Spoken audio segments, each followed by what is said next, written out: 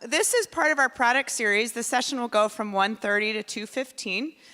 We are going to talk about unifying the user experience with self-service. And our own product manager, Katie Davis, is here to join us and talk about all things self-service. We'll save question and answers to the end. There's a microphone right here, so if you have a question, please line up there, and Katie will answer your questions as needed. With that, Katie?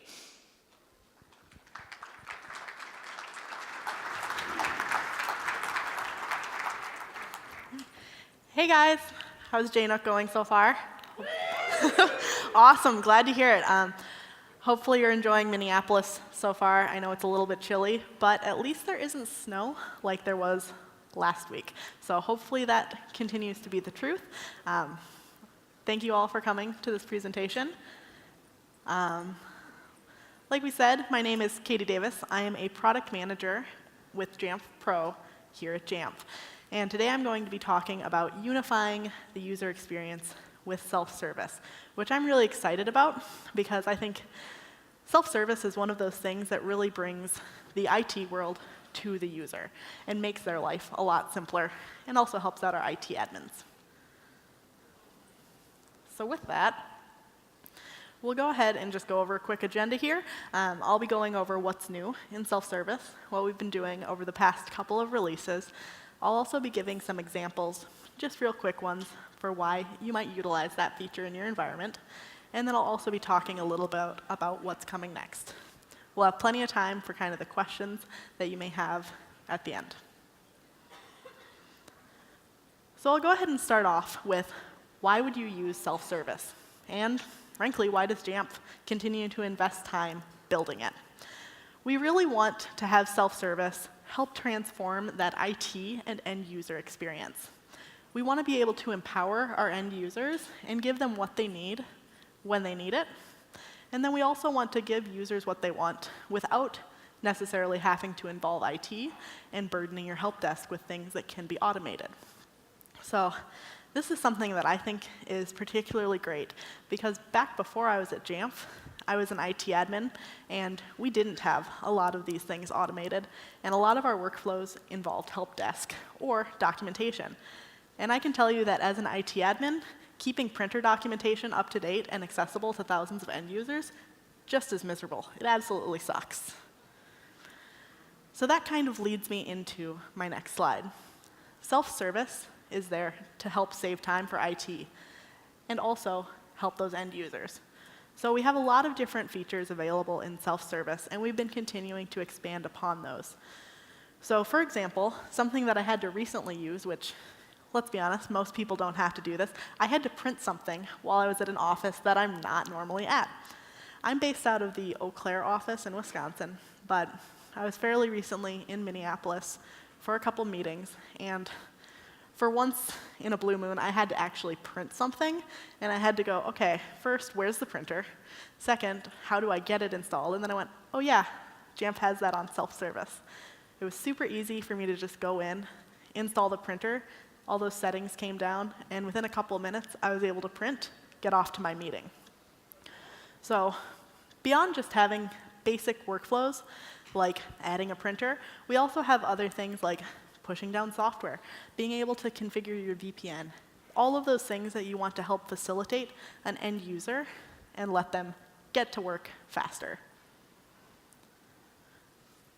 So our most recent goal with self-service has been providing a consistent end user experience. We want users to have that nice self-service experience across all of their devices. So whether they're on a Mac, an iPhone, or an iPad, we want them to be able to intuitively know how to use self-service. So with Jamf 10.5, we released our iOS self-service refresh. We made some additional enhancements and really took a look at not just how users utilized self-service on iOS devices, but also how they utilize them on macOS devices so that we improve the usability of the app on all devices. So let's go ahead and take a look at what that means for iOS self-service and talk about how you can utilize these in your device, in your environment. So here I have a quick video of what the new self-service looks like on an iPad. So don't worry, I'm going to go through this in a little bit more detail for some of these, but I wanted to just demonstrate what the workflow looks like to an end user on an iPad. As you can see, pretty clear, pretty simple. We wanted to go for a more modern look and feel for the app so that users would know kind of where to go. Awesome. We also have similar functionality on the iPhone. You'll notice that I'm going through the same workflows in this video. It covers the same functionality, but it's displayed a little bit differently for those end users because they're on a smaller device. So we need to be able to have that responsive design that really shrinks down to whatever device they're using. So whether they're on their Mac and have the full macOS self-service, their iPad, or the iPhone, they should be able to find things and actually be able to navigate. Perfect. Here I have just a little image that kind of shows that responsive design across a bunch of different form factors. So as you can see by this, we're really trying to ensure that users on iOS devices have a great experience with the new self-service and are able to utilize all of these new features. So since 10.5, we've added some new features. With 10.5, a lot of new ones came out. Let's go ahead and dig into those a little bit. So here we have the home page when you first launch self-service on an iOS device. You'll notice that some of the icons now have little blue stars in the corner, where previously they might have had a banner that said featured.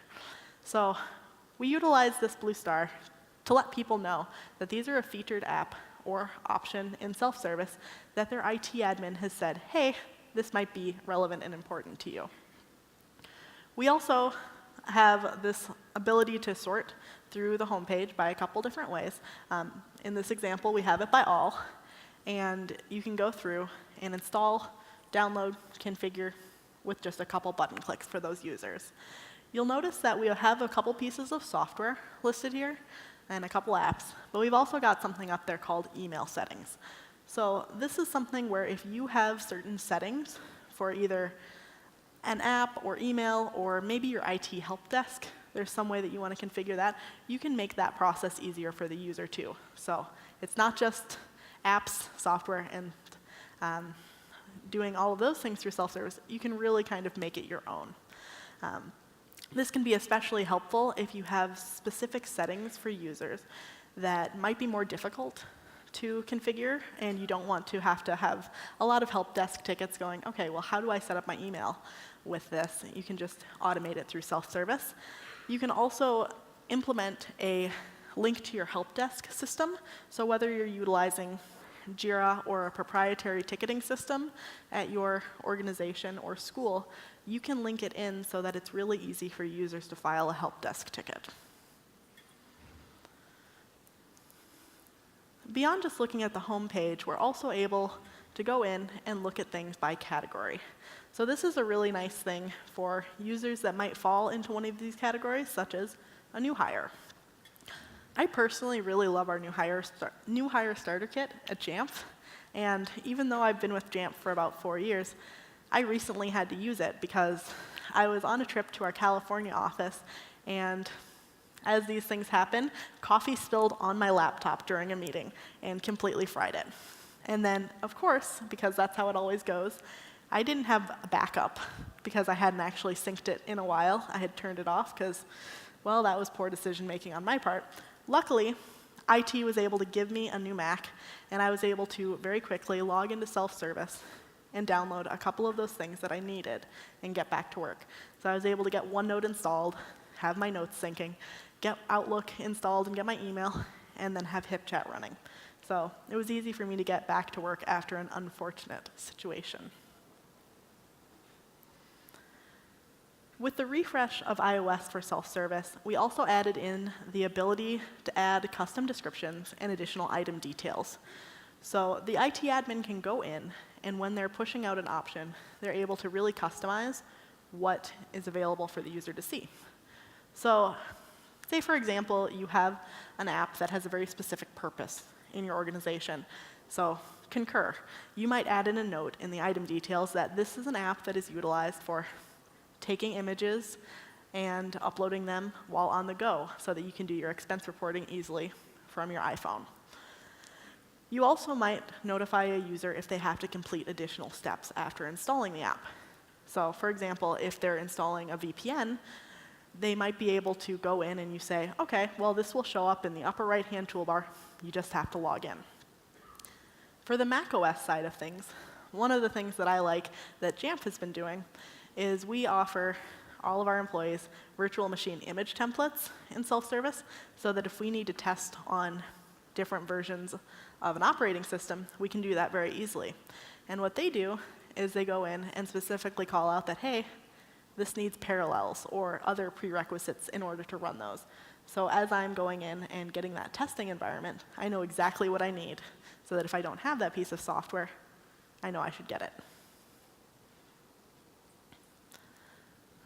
Another area we've been focusing on recently is notifications. So with notifications, IT admins are able to let their end users know that they may need to take an action or that there's something new available to them. So say you're an organization that's pushing out a new piece of software and for whatever reason it's required within 30 days. You can go ahead and let the user take that action, notify them that they have 30 days to comply and install, or else you'll push that piece of software down to them. So it kind of allows users to have a little bit more control over when they might install something, notifies them that, hey, this requires a restart, so we'd really prefer not to have to push it to you. We want you to choose when you get this. It's also nice that on the iOS side of things, the notifications are a standalone notification, so you don't necessarily have to tie it to a self-service option. So say you have a new password policy and you just want to let all of your users know. You can go ahead and just push that out in advance. It's also nice because since we have notifications on both macOS and iOS, you're able to communicate with users across all of their devices. We've also been building out the search functionality, and it's something that we've been continuing to improve upon. For search, it's something that sometimes users wind up having an issue where they don't necessarily know the exact name of the software that they're searching for, but they might have some idea. Like, for example, if I was looking for Cisco Jabber, I might know, okay, I remember it's named something, I don't know, weird, but I know it's by Cisco. So I can just start typing in Cisco, and the search functionality will actually start to update in live time with what I'm searching. We've also added in the ability to have recent searches. So for the 5 most recent searches, a user can go back and see, okay, I was searching for something, and I wound up not installing it for whatever reason, but now I think I want to. Now they can go back and see what they searched for. And of course, if for some reason they don't want that in their search history, they're able to clear it as well.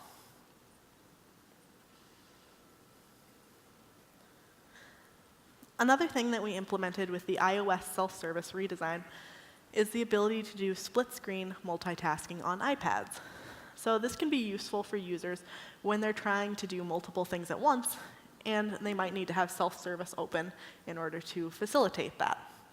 So one example that comes to mind is if you have an organization or a school where people might have to do certain actions, for example, install software across several categories. Maybe they're a developer that's working on a specialized piece. They might have a reference material that they want to go back and forth between for self-service, what do I install, what do I configure, and what they actually need. So for this, they'd be able to have both open at once and make that a more smooth experience. So to recap kind of the new redesign of iOS self-service and how it improves the user experience for mobile devices, I'll kind of just go over it real quick. So we have the home screen and the ability to mark apps as featured in a nice intuitive way for users. We also have the ability to push notifications and send those out to users across all of their devices. We've implemented some additional functionality regarding search so that you can really start to have that more intuitive feel for users so it updates as they're looking for things. And for users that really prefer to browse for content or don't quite know what they're searching for, we have the ability for IT admins to go in and define categories. And while they're in there defining categories anyway, they can go in and update the item details and add those custom description options.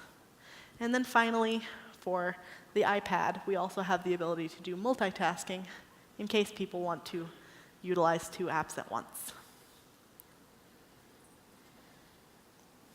Here we have a view of the macOS self-service. Now this is a screenshot that's utilizing 10.8, which, as of this morning, is now available to everyone. So as you can see, it has a very similar look and feel to the new iOS self-service redesign. With the improvements we've continued to make across all of the devices self-service, you'll notice that they're very similar in a lot of ways and have a lot of the same functionality. That's so that we can have that consistent end-user experience. So with the macOS self-service, you'll also notice those featured stars and then the categories on the side. You'll also notice that the upper toolbar has been enlarged with 10.8. We have the search functionality in the upper right, and then we have the notifications icon in the upper left.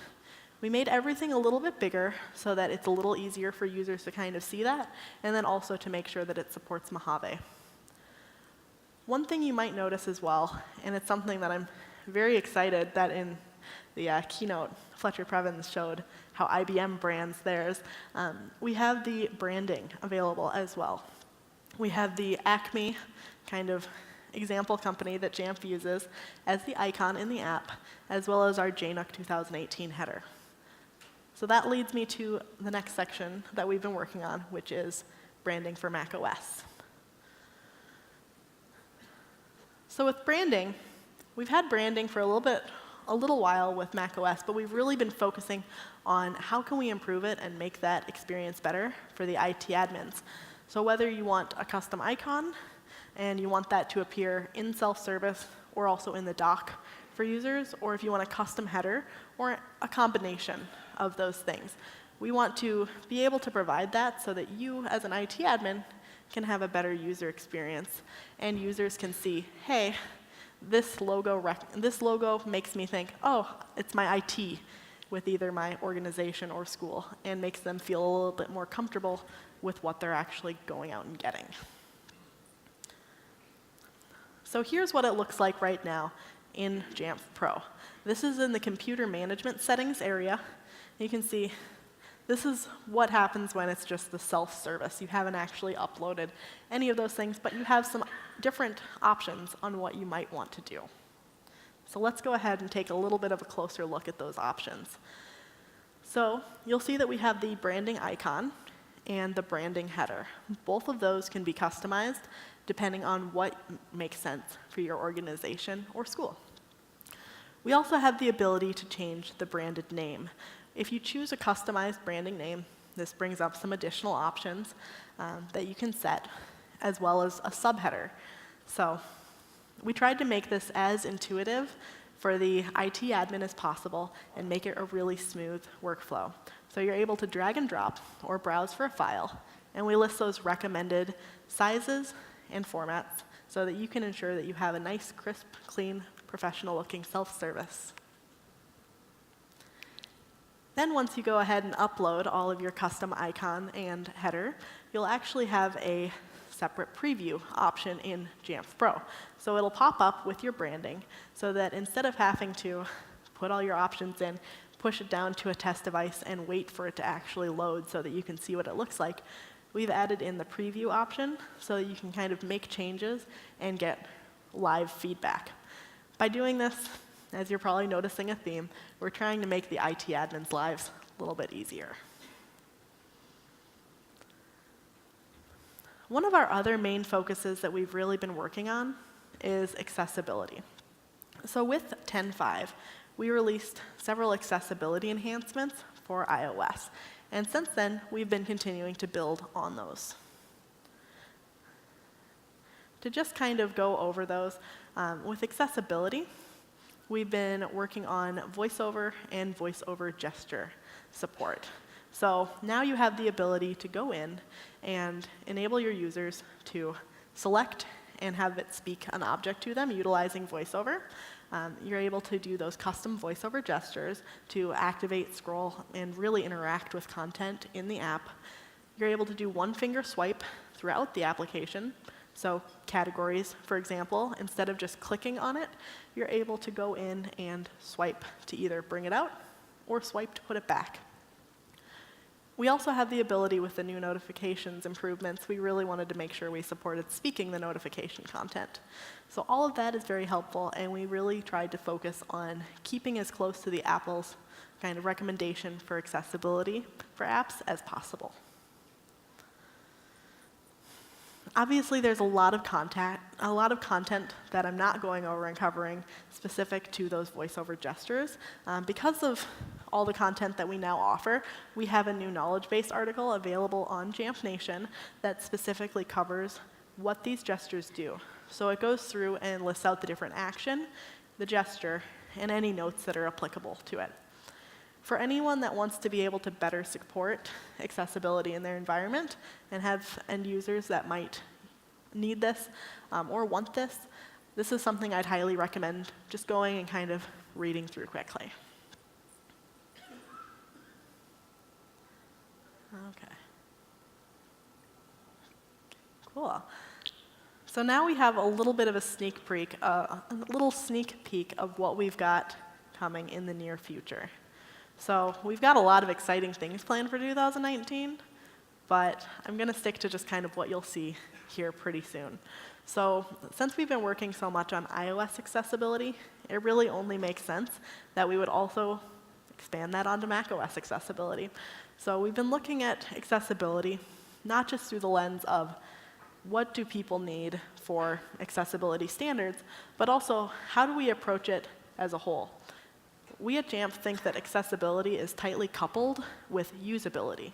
So while we're going through and improving the accessibility piece, we're also looking at our overall workflows and making sure that they're usable for all of our end users, since really that's our ultimate goal, is to empower all of our end users.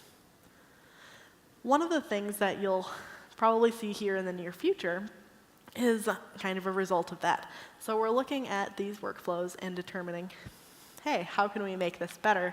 And one of the things that the team is looking into is how can we do something like install all apps by category with a mass action. We also want to give IT admins a little bit more power in how they can do their custom descriptions so that they can add screenshots. We want to do this so that as you're looking as an end user through self-service, you can go, okay, well, I'm used to this in the Apple App Store. I know that I can look through screenshots and see, hey, is this app for me? And we want to be able to push that down to self-service as well.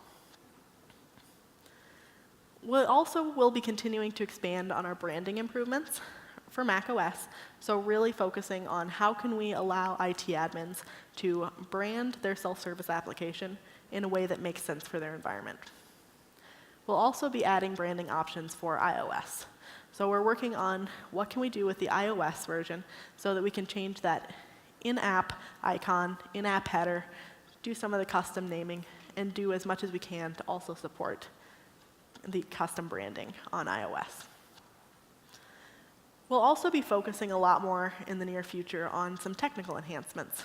So we really want the overall self-service experience to be seamless, from when the IT admin is making changes all the way down to when an end user is actually interacting with it. So in order to kind of facilitate that, we're going through and really making sure that our tech is sound and really make sure that everything is nice and smooth. So no matter if you have 10 end users or 100,000, self-service should be a smooth process for them. And then one other little teaser that I don't have specifically called up here because we've been talking about it more recently is education piece. So we really want to empower all of our end users and make self-service a powerful tool no matter what kind of organization or school, whatever you happen to be in. And because of that, over the next several months to year, we're going to be doing a larger push into how can we support our end users and IT admins in education. So just a little bit of a teaser. I can't say any specifics about that quite yet, but I think that anyone that's kind of needing those education pieces for self-service is going to be very excited. I'd also like to just make a quick call out. On Thursday at 2:45, we will have a self-service hands-on lab. Drew Manor, who will be helping me a little bit with the questions and answer portion of this, will be there. He is our product owner for self-service. So he and his team are great. They'll be going over some of these new features as well as the accessibility piece, so you can kind of get in there and play with them. So if you're able to make it, definitely would recommend it. And then I'd like to go ahead and thank you all for kind of listening to me. We'll get to the questions in just a second. I have to do one pitch as a product manager. If you see anything in self-service that you want different, you want new, go out onto Jamf Nation, create and vote on feature requests. That is something that is very helpful to us, and we have a great community that supports that.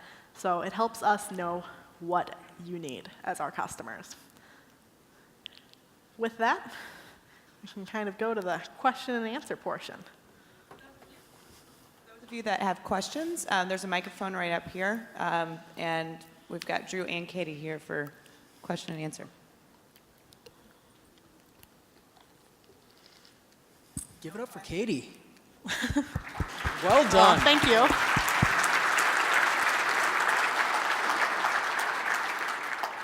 Firing squad, get the questions going.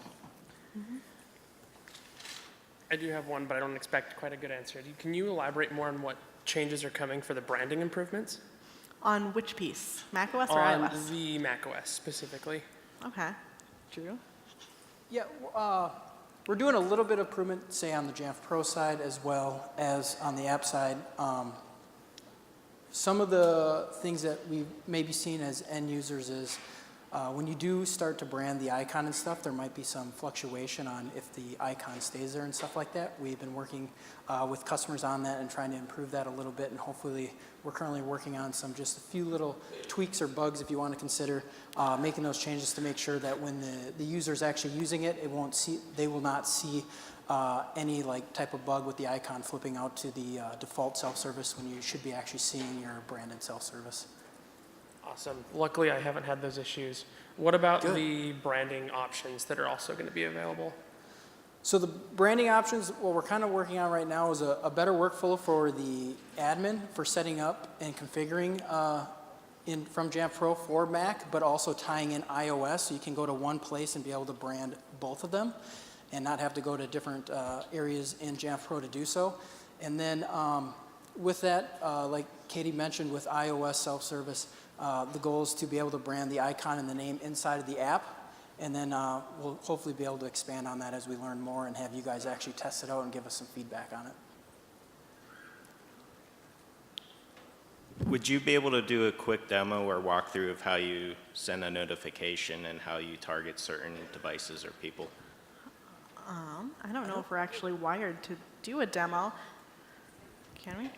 Is there self-service on this? And was it for iOS or for Mac side? Either, I guess Mac, if I had to pick one. I don't know if I am not prepared to demo anything, and I don't know if we have one on here, but afterwards, if we can, I'll figure something out, we can talk, and I can definitely walk through anyone that has questions and that kind of stuff. And if we don't have time here, again, myself and other product owners are at the product management booth over there all week, so please stop by and hit us up with anything you have. So I work in the education field, and at the end of the year, when we get all the iPads back from all the kids, is there a feature that in the future will be put to where we can just wipe out every app that's in, self-service, and we can actually redo what we can send out to them the following year? From a IT standpoint, it's a hassle when we get the iPads back that it's still the same apps all the time, where we can just wipe it out and control what apps we're redoing each year for the students to move forward with. On my current radar, we do not. Okay. But that would be a great candidate, I think, as a feature request to get us aware and also have other input from our community on really what you would like there. I love it when we get new feature requests while we're talking. Yeah, that's good. Any other questions? Got to be some more out there.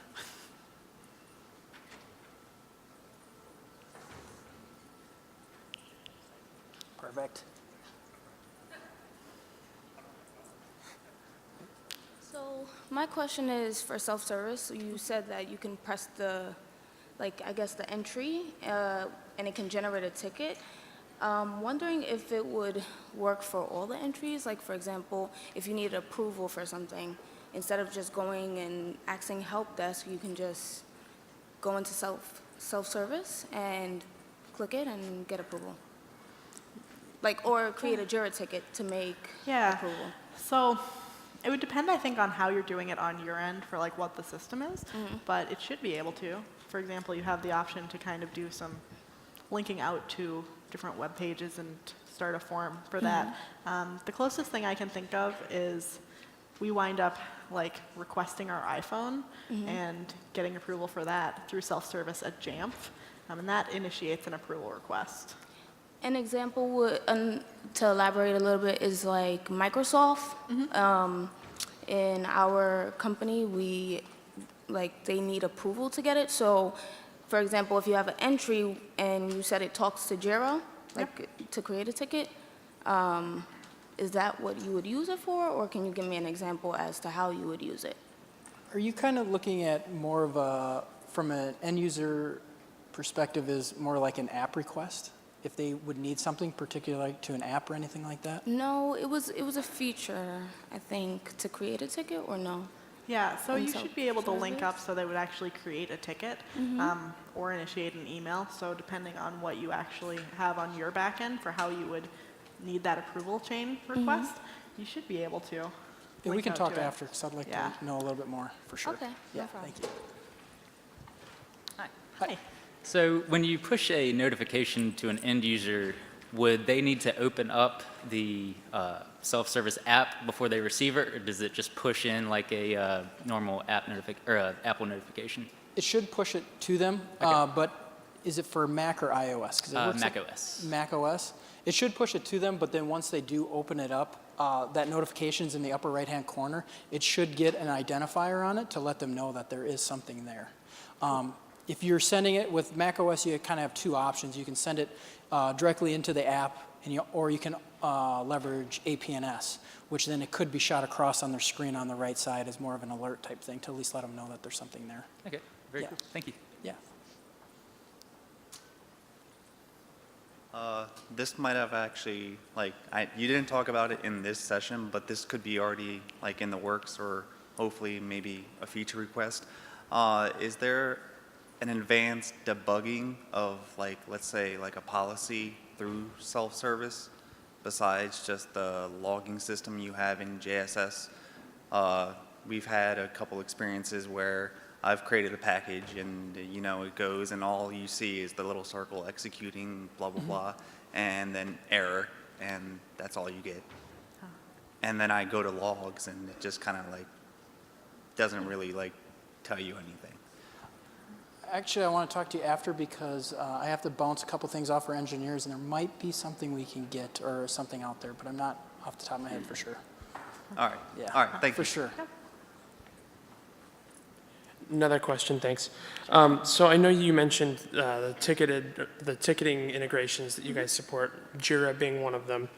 I'm particularly interested in knowing if you support Smanage and what others you support. Do you know them off the top of your head? I do not. I don't no. either. But hopefully we can find you an answer, yeah. Any other questions? And again, feel free, please stop at the product management booth. I'll be there throughout the next few days, so hit any questions you have. If you have your instance up, feel free to bring that up. We can walk through things for sure. Awesome. Thank you, everyone. Thank you.